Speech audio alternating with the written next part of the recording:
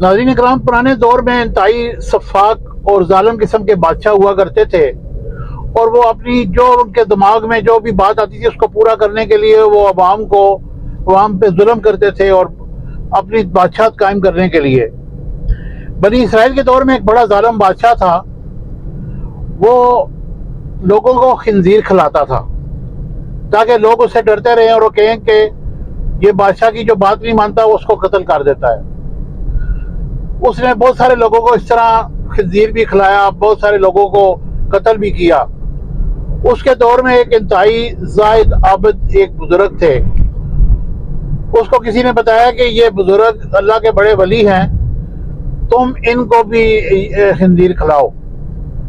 تو انہوں نے ان کو طلب کیا۔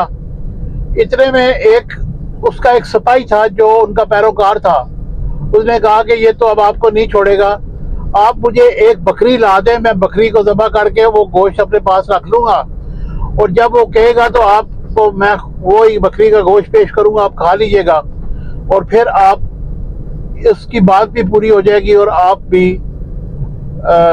اس فتنے سے بچ جائیں گے۔ ان کو طلب کیا گیا، بادشاہ نے کہا کہ آپ یہ گوشت کھائیں، تو انہوں نے صاف انکار کر دیا۔ بادشاہ نے کہا کہ پھر ان کو قتل کر دو کیونکہ انہوں نے میری بات نہیں مانی۔ یہ ہوا کہ وہ اس کو لے گئے ان بزرگوں کو قتل کرنے کے لیے، تو وہ سپاہی ان کے قریب آیا، انہوں نے کہا کہ آپ نے یہ گوشت کیوں نہیں کھایا، یہ تو بکری کا گوشت تھا اور میں نے آپ کے کہنے پہ بکری ذبح کی۔